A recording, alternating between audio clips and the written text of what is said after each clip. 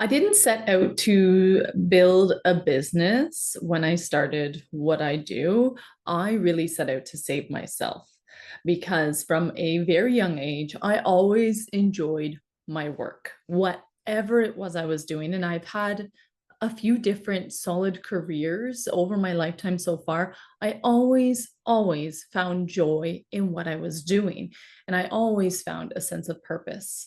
But there was a time, and a not so long ago time, where I was so burnt out.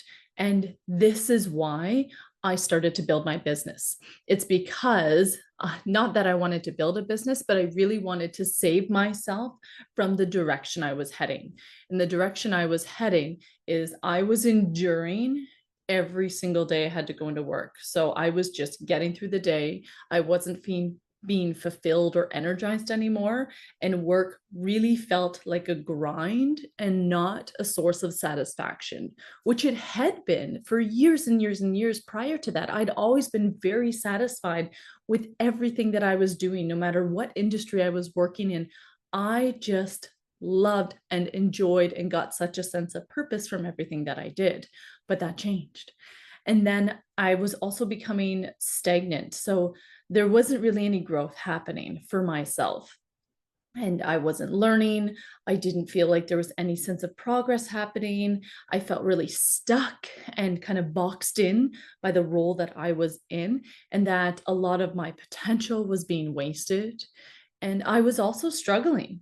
So instead of thriving financially or feeling like I was being seen as valued, I felt like I was underpaid, overlooked, and consistently battling for that recognition. And on the outside would seem like it was operating in the way that it should, that we were successful. I was really growing this sense of dread inside of me. And I just didn't enjoy going to work anymore. And it's not because I felt like I wasn't capable, but there was something about the environment that I myself had had a huge hand in creating that was very draining. I was responsible for leading other people, yet that culture that had developed really didn't support the kind of growth or compassion or communication that I knew people needed to thrive. And I was having a really hard time implementing that. Now, I wasn't immune to the effects of this culture that I created either. My spark that I had in terms of loving jobs and what I do really was starting to dim. And every day felt like I was giving more of myself to a machine that wasn't giving anything meaningful back to me. And this was slowly creeping up on me. It took a long time for me to get to this point. And then something happened in my personal life that hit hard. My mom died. She was one of the pillar people in my life. And I like to refer to her as a pillar person, not just the loss of a parent, but I'm sure there are so many people who have experienced losing someone in their life, not necessarily a parent, but one of those core people that helps you keep going in your time of need. And she was gone. That was it. She was done. Now, grief doesn't really now grief doesn't really ask if you're ready for it when it shows up. It just arrives. It just comes.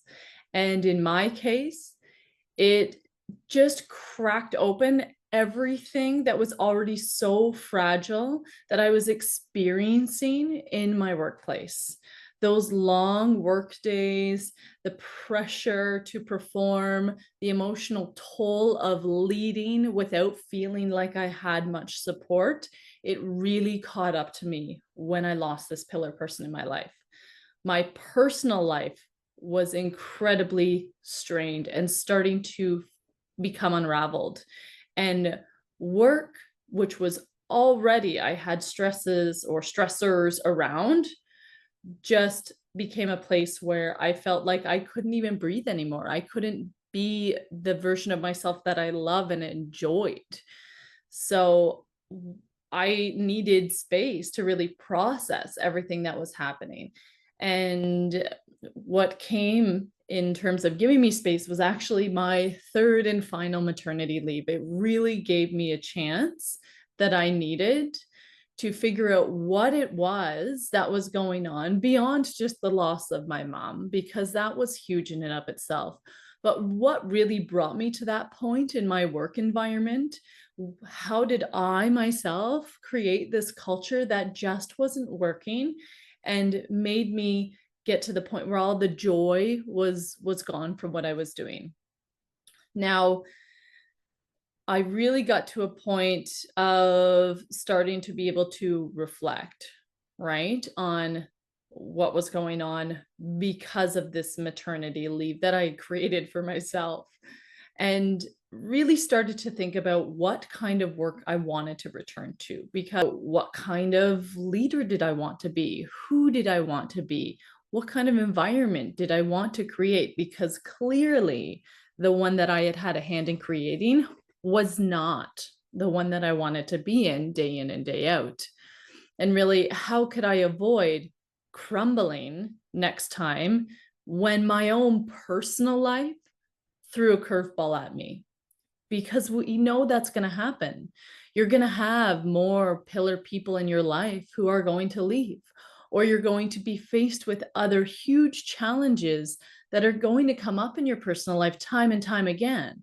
And if you're living in your career, your work environment, and it always feels like it's on the edge of just tipping over on you and spilling everywhere and creating this big mess, then it's going to whenever those challenges in your personal life arise. So that time that I took away to go be on maternity leave really helped change me. I used that to its greatest advantage that I possibly could. I knew I couldn't return to my old environment with the same skill set I had and expect a different result. I mean, Einstein said it best, right? Doing the same thing and expecting a different result is the definition of insanity. And I knew this. I knew it with every fiber of my being. I needed to become more resilient, and I needed to be more emotionally intelligent. So I had to tackle a culture problem, right? And looking back on it, I can really see clearly now how our work culture really rewarded performance, but not people in the same way. And you can have a really great group of people that still have a hard time developing a healthy and constructive work culture. So we had goals that we met and we celebrated output, but we didn't always celebrate emotional well-being in the way that we had when it came to the behaviors and the work ethic that we put forward. Created this feeling of, to be a good professional, I'm going to have to push through even at a personal cost to myself. And we wore our stress like badges of honor. Whoever was the most stressed out must have been working the hardest, right? And I really wasn't actively aware the impact that this was having on my team. And it's not because I didn't care, but it's because I really didn't have any tools to use in order to overcome this. And I tried to hold it all together. I really, really did. I took on as much of that stress as I possibly could to try and make others' days easier. I wanted to be a strong leader and I wanted to role model resilience. But what I didn't realize at the time was that holding back my emotions wasn't a sign of strength. It's really about knowing how to work with them and what kind of supports and processes that we needed in place so that we could move through them as a team and feel as though the team is supported in what they're going through as well. And so the culture that we all took a part of started to reflect these emotional gaps that we had.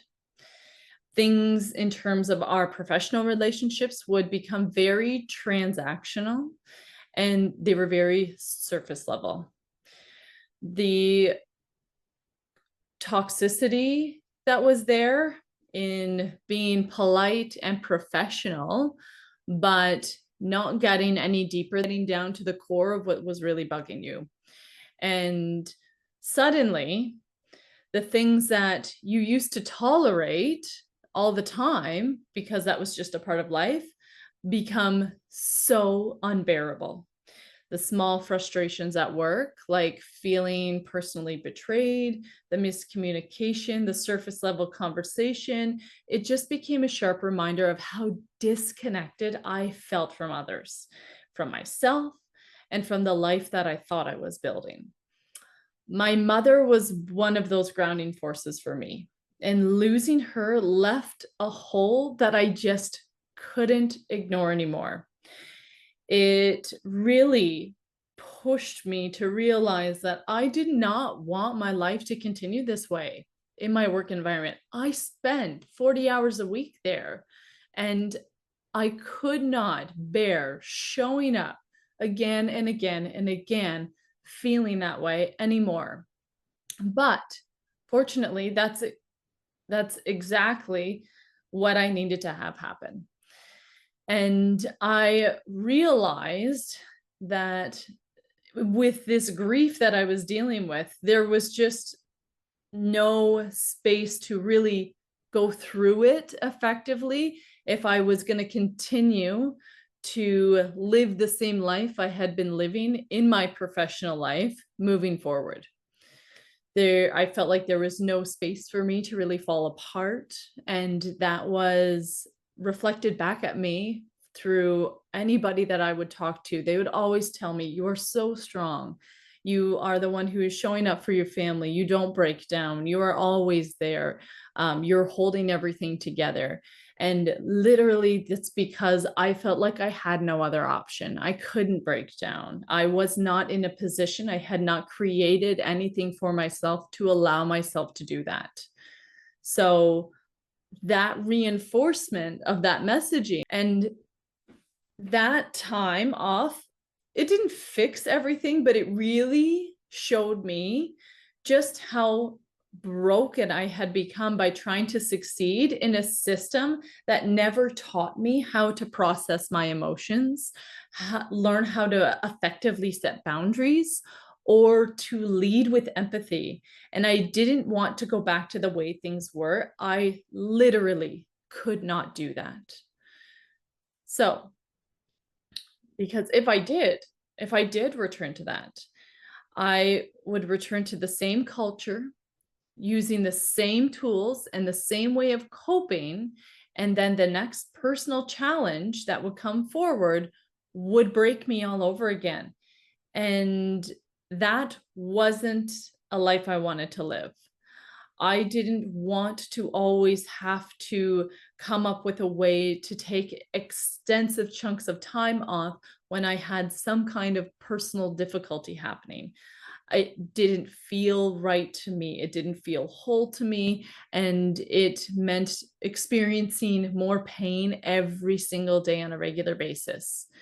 Now, what I wanted to do is I wanted to come up with a new way of managing myself and my emotions and how to cope and how to create culture that really worked for me. So I made a decision that I wasn't just going to return to my job, but I was going to show up differently. And in order to do that, I needed to acquire a new set of skills. And what I did on my maternity leave is I read and I discovered emotional intelligence. And through that, I was able to make a huge shift. When I first came across these to my professional life, it wasn't just academic for me, it was really personal. Every concept I learned, I held up like a mirror to my own life, and I saw where I had been reactive instead of intentional, where I had been confused about being strong with being silent, and where I had led with pressure instead of presence. My emotional gaps started to become more clear, which gave me a map as to what I needed to do. I was becoming more self aware.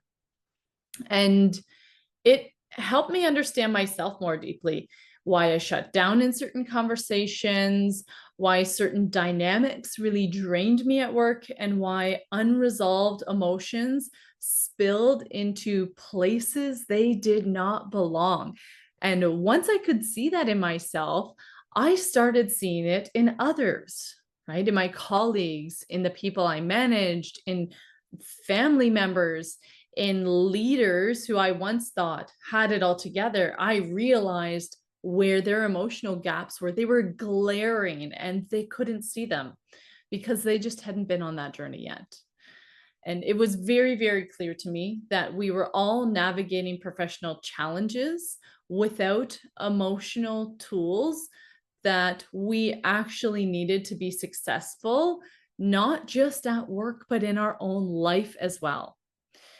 So I basically did what any kind of burnt out, grief ridden, fiercely driven person might do. I took a course and I got certified in first rational emotive behavioral techniques to really help to start align what my behaviors were with what my goals were going to be. And then I also became a certified. I basically did what any kind of burnt out, grief ridden, fiercely driven person might do. I took a course and I got certified in first rational emotive behavioral techniques to really help to start align what my behaviors were with what my goals were going to be. And then I also became a certified professional life coach. So I trained and I studied and I practiced and I rebuilt myself truly from the inside out while going through grief of the loss of my mom, while raising my third sweet, sweet human, and while getting prepared to go back to a professional environment where I knew the culture was toxic and I had had a role in making that. Now, in somewhere in that process, I realized that I wasn't just doing this for me anymore.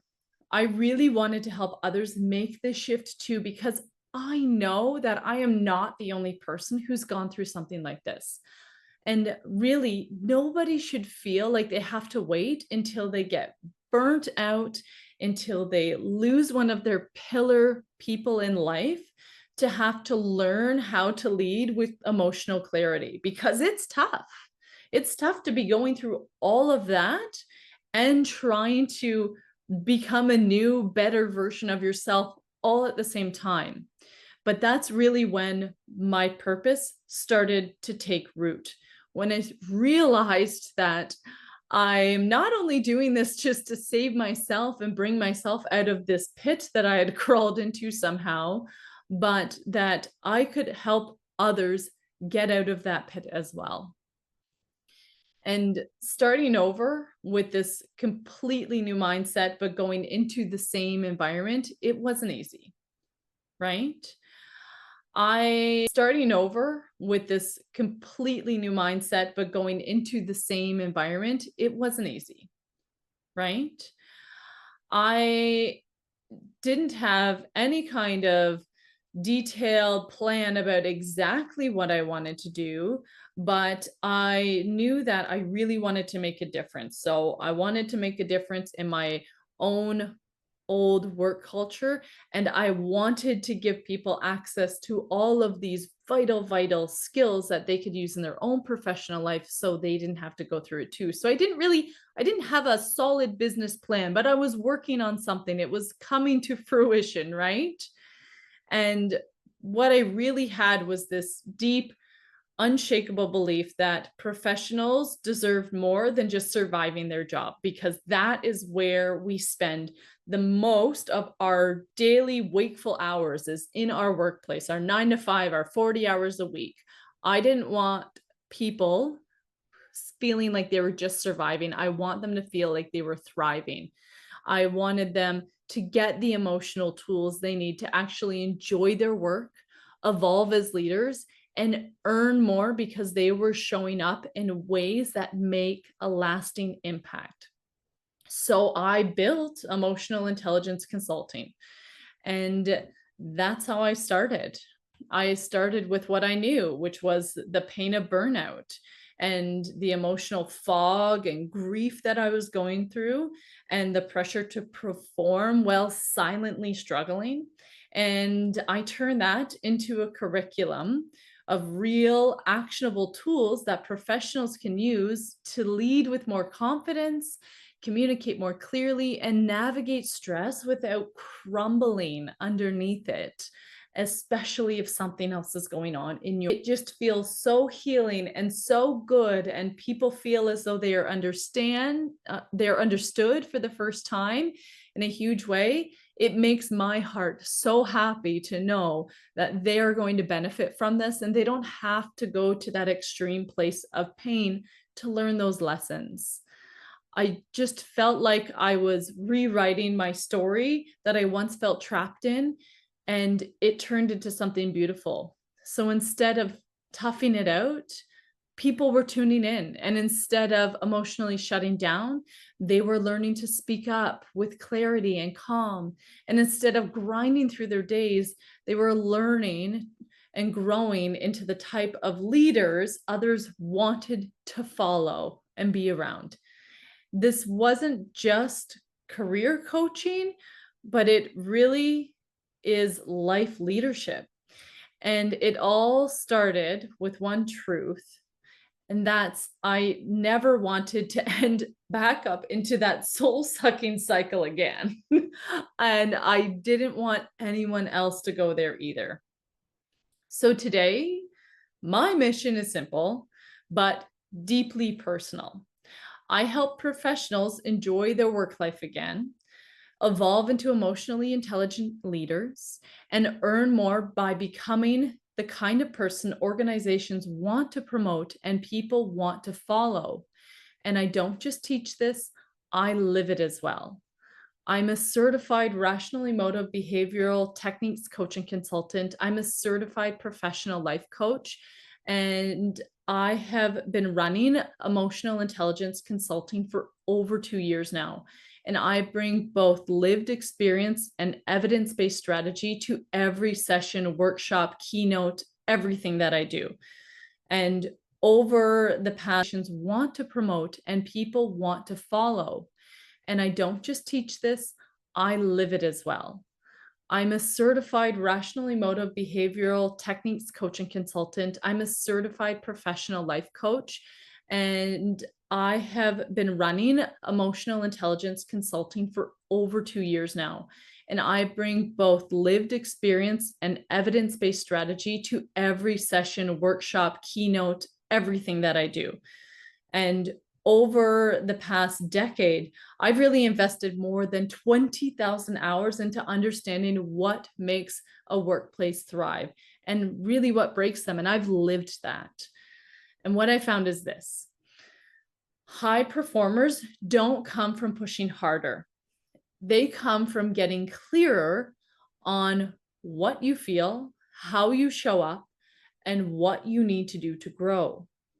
Emotional intelligence is not just a soft skill, which a lot of us refer to it as because that's how we understand it, but it is really a power skill. It's how teams collaborate more effectively, how managers build trust, how professionals set boundaries that protect both their well-being and the results of what the company is striving for. And whether I'm working with rising leaders or burnt out professionals or an entire organization that is just ready for change, the approach that I take is always the same. I want to reduce your stress and miscommunication that's happening. I want you to create more emotionally intelligent leadership skills and drive career growth that is both sustainable and fulfilling for you. And this is more than just a job for me. It is truly a calling. And to feel like your only option is to push through and to hope things get better. And then they don't. But it's not my career's fault. It's not the workplace's fault. It's just life happens sometimes, right? But things can get better when we build those emotionally intelligent leading skills, because then we can lead ourselves, we can lead others, and we can create the change that we want to see in the environment that we're in every single day. And that's what I teach. That's what I live. And that's the legacy I am working so hard to build. So this business isn't just about leadership or communication. It's about wholeness in your workplace and in your life. Because here's the truth. It's nobody tells you at the start of your career that you can be incredibly talented, deeply committed, and still feel like you're falling apart if you haven't been taught how to manage what is going on inside of you. I built emotional intelligence consulting because I want to change that. I want professionals to have access to tools and that they've never had before and that most of us need. Tools that have made a difference between showing up empowered versus emotionally exhausted. Tools that turn conflict into clarity, pressure into presence, and burnout into sustainable growth. And most importantly, I want to create a ripple effect. So when one person learns how to lead with emotional intelligence, it changes how they parent, how they partner, how they show up in their team at work. And that influence spreads, cultures shift everywhere, and workplaces become more human, more connected, and more effective, not because of a policy, but because people are finally equipped to lead from within. And that's a legacy that I'm committed to, not just delivering powerful training, but helping people really reclaim their joy and stability and purpose